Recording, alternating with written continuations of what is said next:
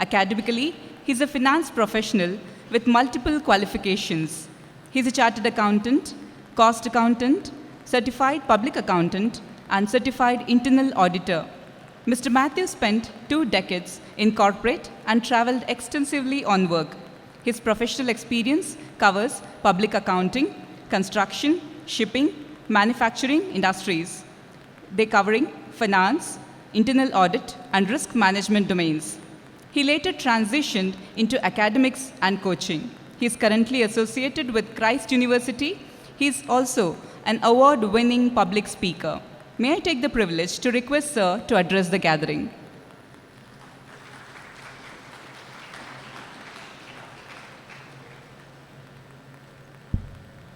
Thank you.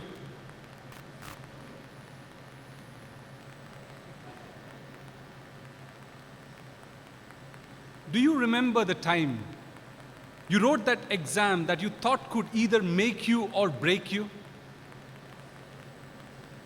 Well, many years ago, I took that exam, India's most overrated exam, my 10th standard board exam. You know, my dream was to be an engineer. So after I wrote my exams, I collected the admission forms from Bombay's top science colleges, SIES, Ruia, Ruparel. Results day. That evening, I went to the college to collect the results.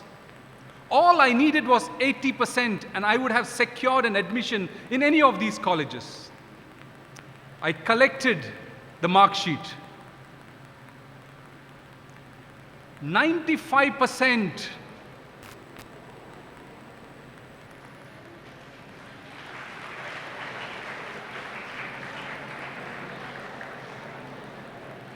Now I took a closer look at it. Goodness gracious. I had read that number in reverse. 59%.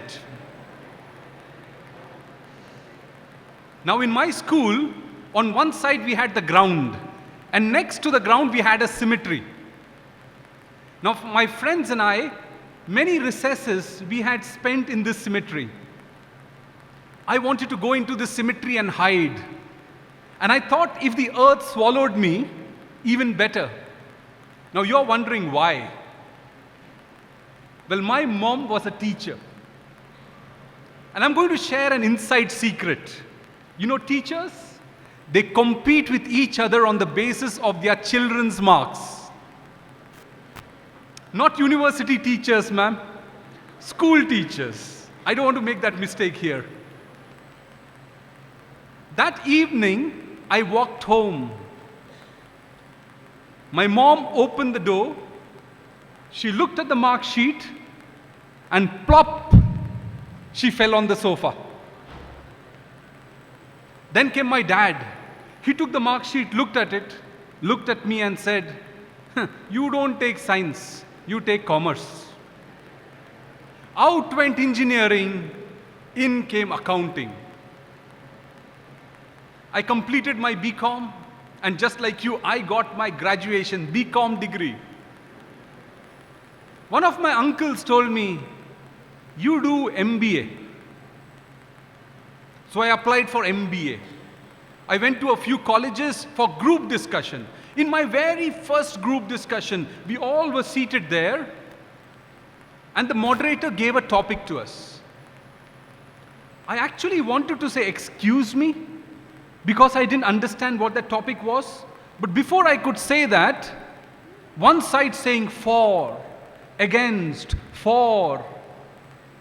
I felt like a spectator in a tennis match. Finally, at the end of the group discussion, the moderator told me, "Number 7, you haven't spoken. Why don't you give the concluding remarks?" So I got up and I gave the concluding remarks. And then he said, "Wow, that was really apt for a closing." It sounded more like a vote of thanks. Now in my next group discussion, I'm really determined to do well. I decided now this time I need to crack it. So cometh the day, cometh the hour, I didn't even show up. Out went MBA, in came nothing. Not knowing what to do, I happened to meet a childhood friend of mine, Amit. I said, hey Amit, what's up? And he said, I have enrolled for chartered accountancy. My first question, hey, do they have group discussion? He said, no. You've got to do your articleship for 3 years, and you write your exams, and you pass. So I enrolled for chartered accountancy. My very first attempt, I failed. I protested. I said, no one ever told me that the pass percentage is 5%. And 3 years was for those who passed in the first attempt. Second attempt, fail. Third attempt, fail. And finally, fourth attempt, again fail. I went to my dad. I said, Dad, this CA thing is not my cup of tea. And he said, so? I said, so I'm quitting. And I will join you in your business. He said, no, you first pass, then you come. I said, Dad, my friends are teasing me. They are saying Matthew will appear and appear till the institute disappears. And I have already given 4 attempts. He said, give one more.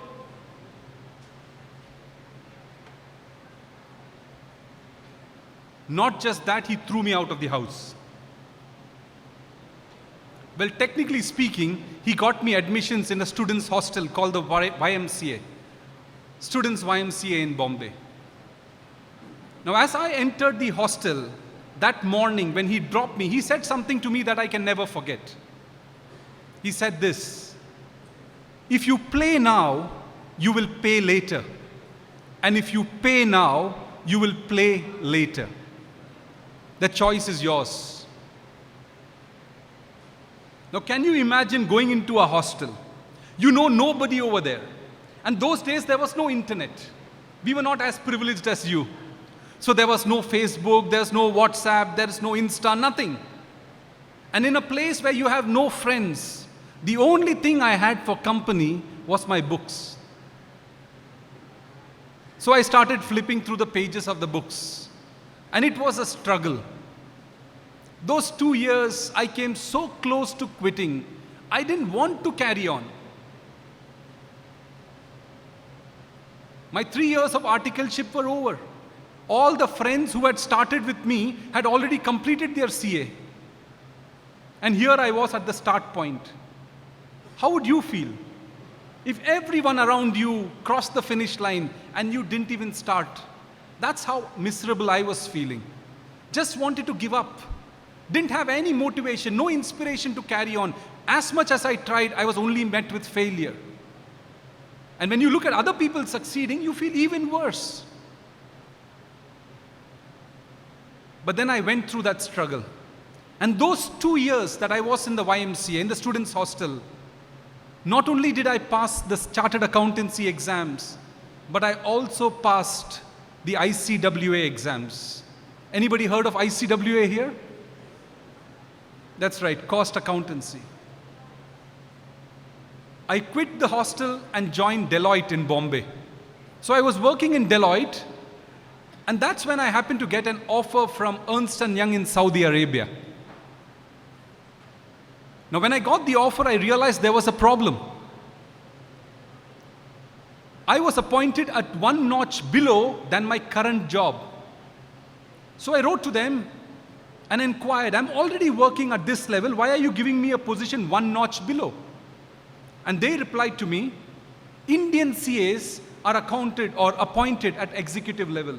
If you are a US CPA, we'll appoint you at the assistant manager level. Now, I didn't know what US CPA was, so I inquired, what is CPA? And they said, it's Certified Public Accountant. That day I thought, maybe, just one day, hopefully I will try and write CPA.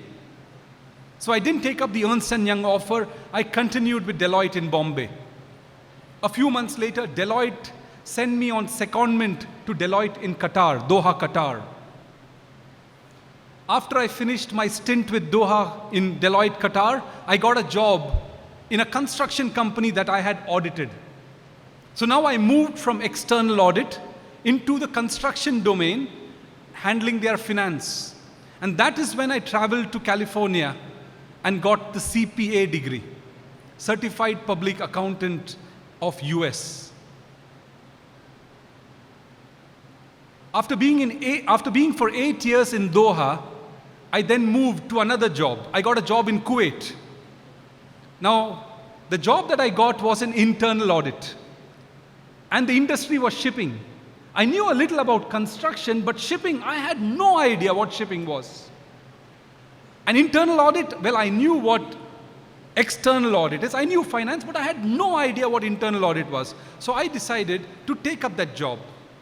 But I also decided what I lack in experience, maybe I'll try to learn through getting an educational qualification. So I pursued another degree which is called CIA, Certified Internal Auditor. And not just that, I did a specialty qualification which is called CCSA.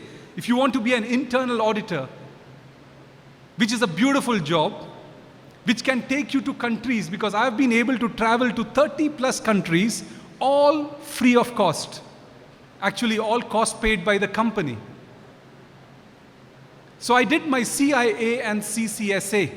And then the company took me out of internal audit and said, you need to set up a risk management department. I was uprooted from audit into risk management. Now you are guessing, he knows something about internal audit, but he has something about shipping, but he has no idea of risk management. So I decided to do something in the risk management space. And I pursued a qualification called ARM, Associate in Risk Management. And finally, after 15 years in the Gulf, I relocated to India. Got a job in one of the MNCs as the head of internal audit. Again, there was a lot of travel involved in that job. Like I told you, internal auditors get to travel a lot. But finally, 5 years ago, I quit my corporate space and got into academics. And that's when I started teaching beautiful minds like you. Young minds, energetic minds, minds full of possibility, promise, potential, power. And my students, I was teaching them finance and they were writing the CFA level 1 exams. How many of you know what CFA is? Oh, many hands going up. Chartered Financial Analyst. So my students said, we are doing CFA. And in that excitement, I said, I will also write the exams with you. The biggest risk anyone can take in life is for a teacher to write their exams with their students. My students and I were walking to the exam center. Suddenly a voice from behind said, "Yay!" I looked behind, it was the watchman. Security. And my students and I were walking. He pointed straight at me and said, "Hello, parents not allowed." My students had the same kind of laughter that you had. I went there and I showed him my admit card. He looked at it and gave me an impressive look. But that was fine. Imagine the results day. Can you imagine right